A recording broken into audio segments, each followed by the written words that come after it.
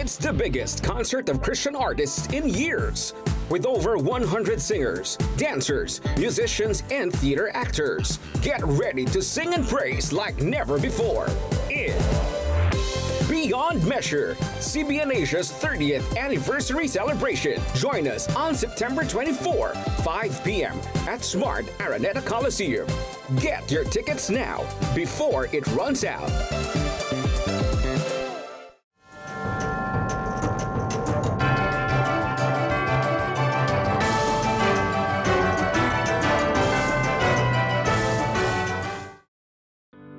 Sinubukan ni Joey na muling bumangon at nagpasimula ulit ng isang ministeryo sa tulong ng isang American pastor. Subalit, hindi rin ito nagtagal. After mga ilang buwan na kami nagpapastor, kami ang nagpi-finance at kahit may kaunting tulong sila, bigla-bigla na lang sinabi nila sa akin, mula ngayon hindi na ikaw pastor, ibigay mo na lahat ang pamamahala dito sa taong to. At kami naman ay nabigla. At dahil doon, ay halos isumpa ko na ang paglilingkod. Buong pamilya ko, asawa ko. Pakiramdam nga namin noon ang mga Kristiyano ay mga impokrito, mga hindi totoo. Dahil dito, tuluyang tinalikuran ni Joey ang pagpapastor at muling niyakap ang makasalanang pamumuhay. Nakikita ko pa siya na nakikipagkwentuhan sa mga babae online. Minsan nakakalimutan niya yung messengers niya. So nakikita ko yung pinag-uusapan nila. So masakit din. Masakit talaga siya. Kasi parang wala ka nang makain. Ganyan pa yung gagawin. Hindi na napigilan ang muling pagkabagsak ni Joey sa kasalanan. Nagtuloy-tuloy ito at lalong lumala. Dahil dito, iniwan siya ng kanyang pamilya. Umuwi ng probinsya si Fedeline at mga anak at doon nanirahan. Sabi nga nila parang ikaw ang nagdala ng sumpa sa pamilya kaya ganito kami kaya mas mabuti pang kami na lang. Kaya noong mga panahon na yun, nandito ako sa Maynila, sila nasa probinsya. Na talaga namang mahirap ang buhay. Mahirap ang buhay na nag-iisa ka dito.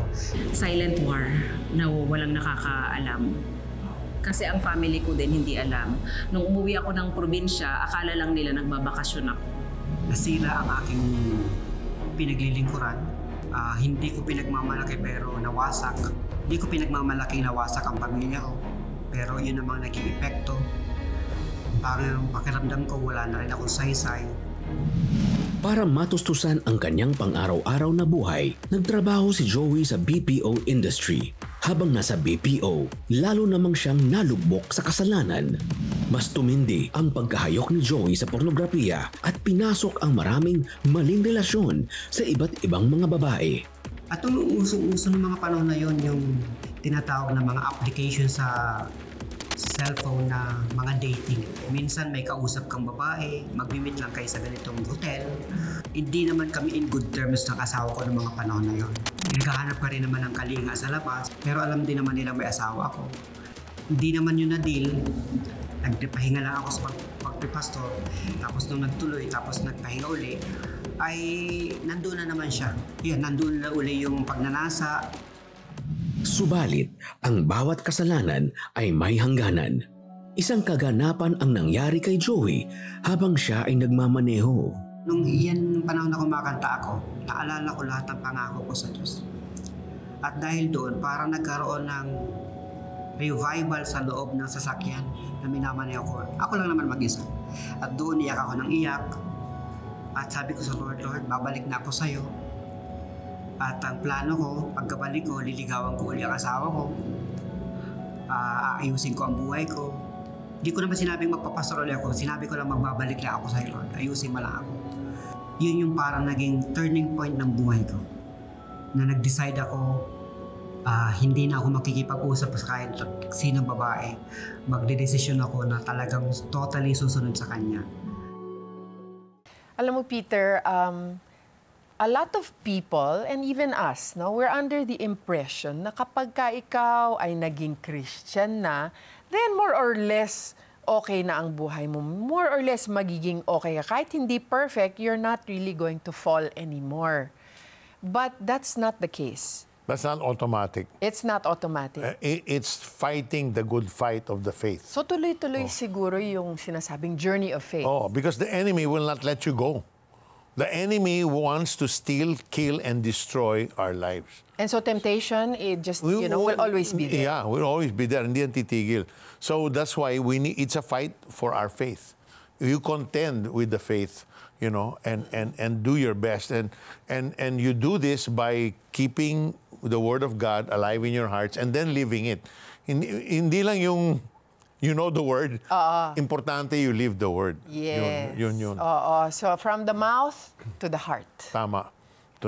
We walk our talk. Talaga, yan ang importante. Maybe you're thinking, paano yan? Pastor na siya and then he can do this? I tell you, it can happen to anybody. No one is exempt from the temptations and schemes of the enemy. And that's the reason why it's important to remain in the Word of God and allow His Word to live and reign in our hearts, and then do His Word every day. So for those watching right now and you've never ever considered to invite Jesus as your Lord and Savior, ibig sabihin, siya na po ang in charge sa buhay nyo.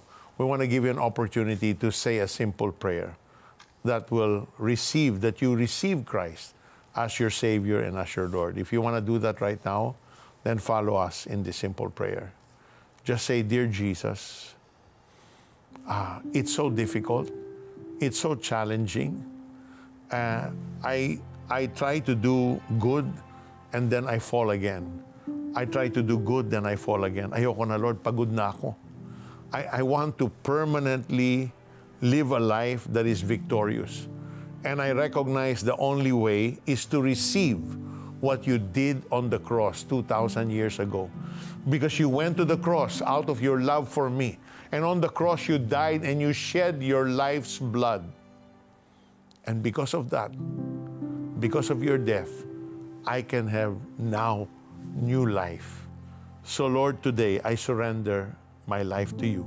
I surrender my all to you. My past, my present, my future. It's yours.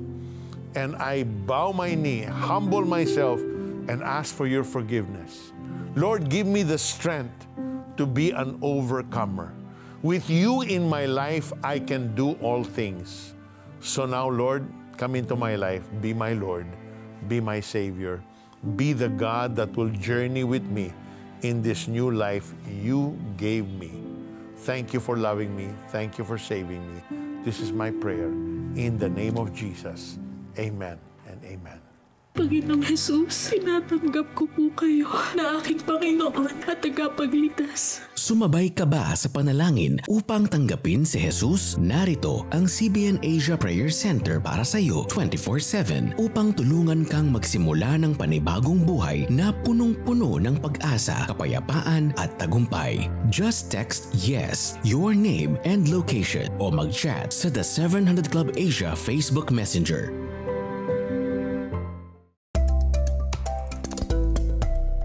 Yung childhood trauma at saka abuse sa bata, yung withhold nga yung good things, no? Yung parental guidance, discipline, yan ay isang uri ng sugat sa kaluluwa, sugat sa katawan, sugat sa pag-iisip, sugat sa espiritu.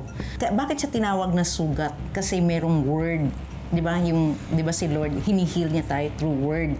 So yung trauma word na I'm not enough, I'm a sex object, kung yun ang kanyang nagiging Bible or yung kanyang trauma mindset or trauma thinking or trauma, belief, no? So kapag tumanggap siya sa Panginoon, yes, na-save yung kaluluwa niya. Pero yung sugat, hinihil yun. Kaya nga, God heals our diseases. So, mayroong sugat sa loob ng kanyang kaluluwa na in need of intervention or yung processing or pag-usapan, ibalikan, at titingnan doon kung ano yung mga belief system niya doon, ano yung mga iniisip niya patungkol sa kanyang sarili. So, kapag yun ay hindi na ilabas, yung word, ang tinatawag kong stronghold, yun ang aagaw sa salita ng Diyos. Yun ang bumabara sa puso. Yun ang bumabara sa isipan, yan ang bumabara sa katawan. Kasi mas dominant yung word, naririnig niya yung word, pero yung salita ng trauma, yung salita ng sexual abuse, or yung nararamdaman niya, yung body sensation at emotion, nandun. Para siyang kinukuryente pag hindi niya gagawin yun. So, kailangan niya ilabas yung energy na yun. So, yun yung kalaban ng salita ng Diyos. Ang trauma talagang karamihan sa tao nahihiya i-open up. Why? Secret mo yan eh. Baga, ikaw lang nakakaalam at saka si Lord. So, ang pinaka-fear mo is the need of attachment. Again, na bakit ako mag-open up sa'yo? Judge mo ako, criticize mo ako. Bakit ko iladlad yung sarili ko? Pagtatawanan mo lang ako, you know? So, the need of attachment, you know, na gusto ko mahalin lang ako, bilong lang ako. So, ang tendency, itatago. Itatago yung baho, itatago yung secret. So, ang gagawin niya ngayon, hahanap siya ng grupo na walang judgment or hahanap siya ng isang tao na hindi siya i-judge, hindi siya i-criticize, hindi siya i-put down, hindi siya i-label, kundi papakinggan siya. Na yung truth na nangyari sa kanya, mailadlad niya ito, mai-share niya ito. Kasi hanggat hindi niya sasabihin yun, yung tinatawag na power of confession, nagiging dark side of his soul yun. And ginagamit ni Satan yun to tempt, you know. So, we need to bring it into the light. Pero hahanap siya ng mga tao na marunong makinig, marunong umintindi, at hindi siya i-judge, i-criticize para maging totoo siya sa sarili niya. In moments when life feels overwhelming, remember that the Lord's love is always near. His care for us is so deep that He gave us His Word, a powerful source of strength, encouragement, healing, and empowerment. Whenever you need a helping hand or a listening ear, our 24/7 Prayer Center is here for you. We have dedicated prayer counselors who are ready to offer you the best advice from the Bible, and they will help you find hope in God's promises, and they will pray with you, lifting up every single concern you carry. So please, call the number on your screen right now. Sa aming pagbabalik, makakapanayan ulit natin si Joey upang bigyan linaw ang ilang pang mga issue sa kanyang pamilya. Diyan lamang kayo.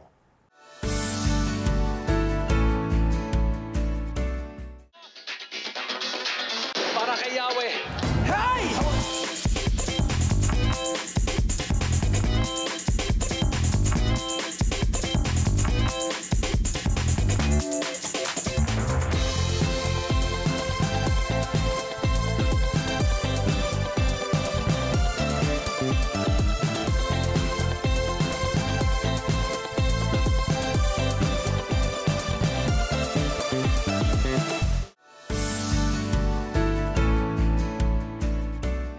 We're back on the 700 Club Asia.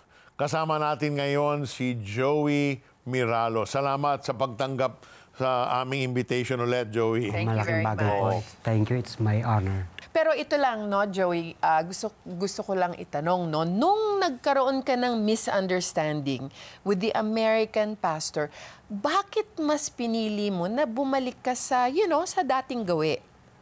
Because of too much hurt, too much frustration, and parang pakiramdam ko, I was betrayed. Sa katapatan, sa effort, sinuklian ng hindi magandang bagay. So, and parang pakiramdam ko, ministry is not for me. Okay. Well, Ibig sabihin ba doon, question mo yung calling ng Panginoon sa buhay? Oo, kasi sa kabila ng pagiging tapat ko, bakit naman ganito? Wala naman akong ginawang masama. Normally, kapag papaalisin ka, dapat may ginawa kang immorality. During those times, diretso naman ang lakad ko. So, bakit ganun? So, did you ever question the reality of God? Or na ano ka lang, parang God, alam ko nandyan ka, hindi mo lang ako mahal. parang somehow, na-question ko, Lord, parang nasa ayos naman ako, ba't ganun ang nangyayari? Di ba? Kung kailan ka naman nagtitino, doon naman parang ito nangyari. So, somehow, very disappointed and devastated na din yung aking paglilingkod sa Lord. And then, Joey, nung iniwan ka ng misis mo na si Fedeline, kasama na mga inyong anak, no? Bakit hindi mo siya pinigilan o habulin man lang, maski na yung bang, bakit ka alis? Huwag mo ko iwanan. Hindi ako papayag. Ngayon ka pa alis, down na down ako, di ba? Sapagkat ng mga panahon na yun, alam ko namang may ginawa rin ako mali.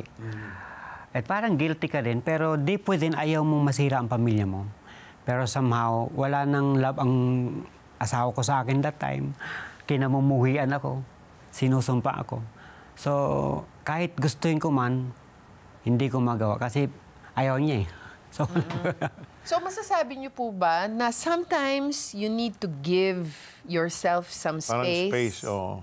Tama po ba yun? Na sometimes you need that space para siguro to focus on yourself and maybe your relationship with God.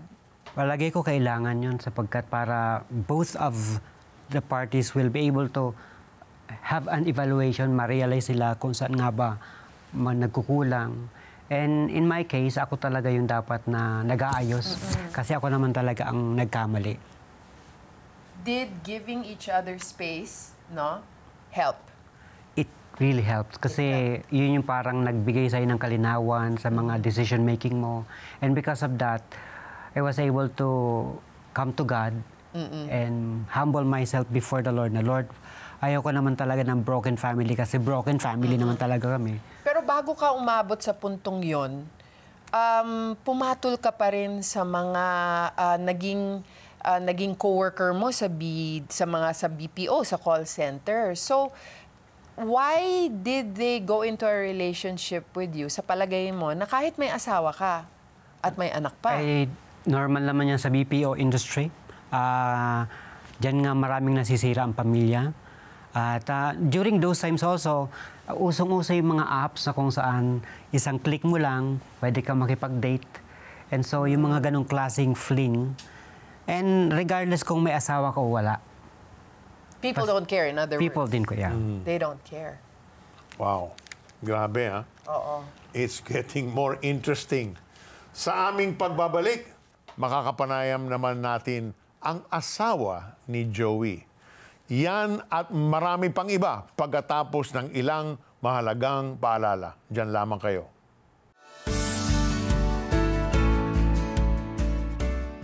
Join Gary V, Dulce, Sam Concepcion, and many more surprise guests in Beyond Measure, CBN Asia's 30th anniversary concert on September 24th at Smart Araneta Coliseum.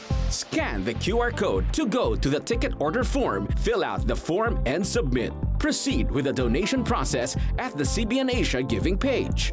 Type the donation value of your tickets. Don't forget to include Beyond Measure in the donation notes field and expect to receive an email and SMS confirmation from CBN Asia. See you at the concert, and together, let's celebrate God's faithfulness beyond measure. Ang word ni Lord ay isang tanglaw. Ilaw kapag madilim, para di ka maligaw. The best kung babasahin mo araw-araw. Ito ang Tanglaw, a devotional app where you can read and listen to God's Word anytime and anywhere. Madaming lessons and memes na madaling i-share. Made for you by friends who care. Get the Tanglaw app.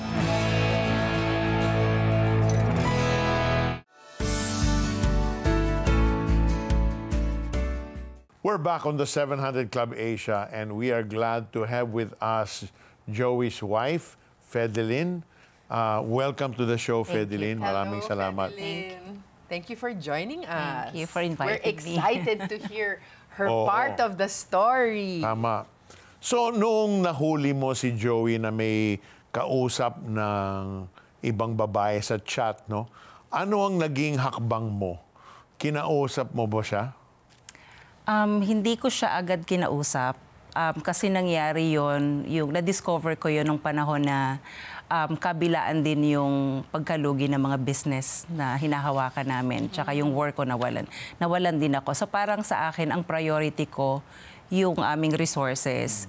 So pinagpaliban ko muna yung damdamin ko na nung nakita ko yun, hindi ko muna pinaalam sa kanya. Oh, so parang binubuhat mo yung yung sikreto na yon, na alam mo yung sikreto niya. How long were you able to live that way?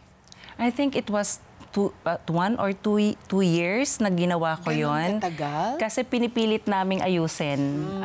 Pinipilit naming ibangon yung aming kabuhayan.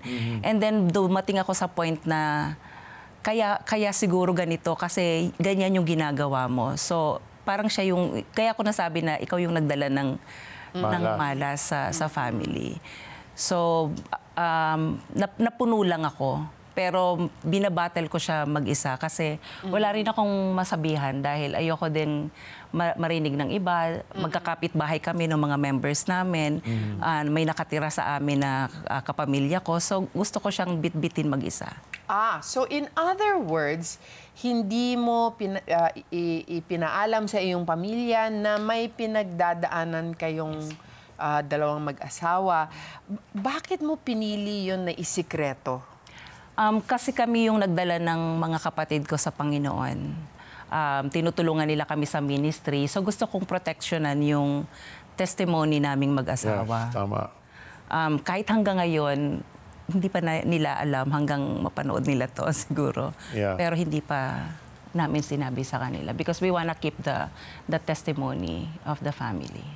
So they're gonna find out when they watch this. So parang for the first time. Oh, wow. Unahin mo na lang ba o anyway, pray that God will give them the grace to accept because God uses imperfect people for His purpose. Amen. So nag-iba ba ang pagkakilala mo sa Diyos simula nang bumalik sa dating buhay si Joey? Nagtampo talaga ako sa Panginoon kasi nung dalaga pa ako, ang prayer ko is to marry a pastor. Correct. And parang sa akin, parang nagkamali yata ang Lord. Alam mo yun, parang yung plans mo sa akin, parang hindi totoo. So that was the time na pinapamigay ko na yung Bible niya. Tinapunan ko siya ng Bible din. So for years or 1 or 2 years, walang Bible na makikita sa bahay because talagang sumama ang loob ko sa Panginoon. So it affected your faith? Yes. But did you question who God was in your life? Did you start to hate, the Lord? Yeah, I did. Kasi sabi ko sa Lord, parang hindi ka pa natapos sa akin. Alam mo yung parang family ko, broken family kami. I was just praying for a good life. Tinanggalan mo ko ng trabaho, tinanggalan mo ko ng negosyo. Tapos yung asawa ko pa, merong, alam mo yun, gumagawa ng hindi maganda. So parang patong-patong siya na kailan siya matatapos. Alam mo yung Joyce, yung pinagdaanan ni Fedeline, no? For her, a series of challenges. One after the other? One after another, which God allowed to happen in their marriage, no? And what did that do for her later on in the end? We're gonna find out. Yeah. No? Pero tanong lang, no? Dumating ka ba sa point na feeling mo hindi na magbabago tong si Joey? My marriage is sira na talaga. Did you reach that point? That was the time na umalis na kami ng mga bata na parang it's over na. Parang parents ko na rin ako. Pareho na lang kami. So, inisip ko na lang, sabi nila kasi kapag ang magulang mo, broken family, ganon din yung mangyayari sa'yo. So, tinanggap ko na lang din yun. Ganon yung mangyayari sa family ko. Well, I think, Peter, this is a good time, no? Before we proceed to the rest of the story, I think it's good for us to stop. Let's take a break and let's pause, no, and pray for couples who are watching right now, who you might be going through mga issues sa inyong relationship. And Peter and I just wanna stop and pray for the both of you and also for married couples who are watching right now. So Lord Jesus, we just lift up to you all the couples right now, mga mag-asawa na may pinagdadaanang krisis sa kanilang relationship. Lord God, please reveal yourself to them, lalo na if they don't know you yet. God, just move in their hearts so that they will receive you. I know, Lord Jesus, you are knocking on their hearts. You're knocking and knocking, and all they have to do is open their hearts and receive you. Because all Jesus wants to do is to walk with us, to dine with us, to live with us, and to help us. So, to all the couples out there going through problems right now, just mag-pause lang kayo and just take this single moment to say, Lord, please be with me in the middle of this crisis kasi hindi ko to kayang mag-isa. All of my solutions are human solutions, but I need your solution so that my marriage will not be broken. Lord Jesus, please respond. Lord, would you make yourself real, please, in the lives of these people right now who need you. Thank you, Lord Jesus. I know you're gonna move. I also lift up, Lord, the marriage of Joey and Fedelin. I lift them up to you, and I thank you, Lord, that they are willing to talk about this very, very painful thing, just so that they can speak and speak to people and show them that you are a God of many, many chances, and you are able to heal and repair even those who have backslid for more than once, more than twice, that you are the God of many chances. So thank you, Lord Jesus. We lift up all of this marriage in your mighty name. Amen and amen. Amen. Thank you, Lord. Father, we thank you for the husbands. We thank you for the wives that are watching right now. Would you intervene in their hearts as Joyce has declared healing and deliverance, Lord. Set them free from the clutches of sin. Set them free from the root of unforgiveness, Lord.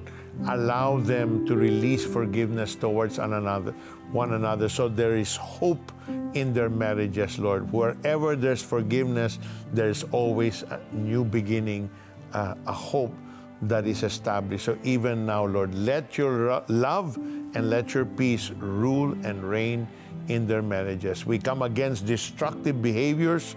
Lord, we break those patterns even so now and set the couples free in the name of Jesus. Amen and amen. Nagnalangin si Peter Kairos at ako'y sumunod. Naramdaman ko na tuloy-tuloy ang pag-recover ko. Doon ko naranasan yung kapangyarihan ng Diyos. Wala kaming pera pero naitayo namin yung farm na ito. Nag-restore sa akin, finances, trabaho, lahat po yan galing sa Panginoon.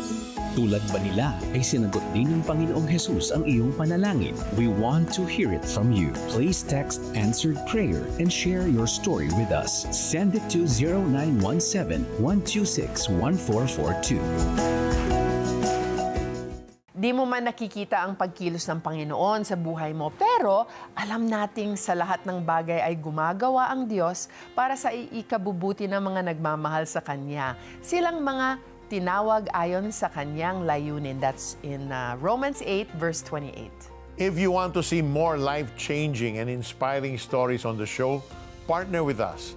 Call the number on your screen or scan the QR code. Sa pagpapatuloy ng kwento ni Joey, ano ang kahihinatnan ng desisyon ni Joey na tuluyang talikuran ang balikong buhay? Buong puso niya kaya itong gagawin o hanggang salita lang? Malalaman natin yan bukas, same time, same channel. Laging isa puso na tayo ay ligtas at payapa dahil ang Panginoong Jesus ang ating sandigan. Pagpalain kayo ng Diyos. Bye! Lalaking lumaking walang nagmamahal? Papaano natutong umibig sa hindi kilala? Isang panalangin na nakapagbago kay Joey ng tuluyan. Ano kaya ito? Dito lang sa The 700 Club Asia, alas 12 ng gabi sa GMA.